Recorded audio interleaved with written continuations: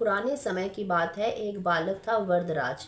जब वह 5 वर्ष का हो गया तब उसके पिता ने उसे गुरुजी के आश्रम में पढ़ने के लिए भेज दिया। उन दिनों आजकल की तरह स्कूल नहीं थे। वरदराज को कुछ भी पढ़ा याद नहीं रहता था।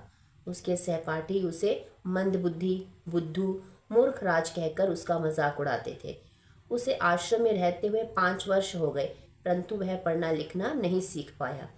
एक दिन गुरुजी ने निराश होकर उससे कहा कि वह घर जाए और वहां जाकर घर का कामकाज देखे। वरदराज सोच में पड़ गया। उसके पिता बड़े विद्वान थे।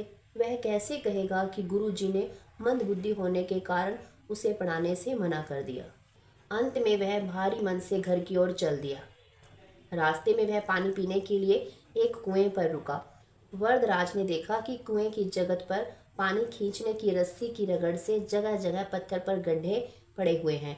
उसने सोचा कि बार बार की रगड़ से कोमल रेशों से बनी रस्सी पत्थर तक को काट सकती है, तो क्या बार बार परिश्रम करने से उसे पढ़ना लिखना नहीं आ सकता। यह सोचकर वह वापस आश्रम में आ गया।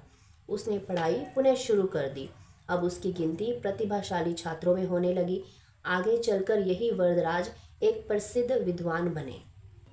देवगिरी के राजा महादेव की राजसभा में वे महापंडित के पद पर सुशोभित हुए। उन्होंने लघु सिद्धांत कौमुदी और मुग्ध बोध संस्कृत के ग्रंथों की रचना की। वरदराज के जीवन की इस घटना के आधार पर यह लोकोक्ति दोहा बनकर प्रसिद्ध हो गई। करत करत अभ्यास के जड़मति होत सुजान, रसरी आवत जात दें सिल पर परत निशान।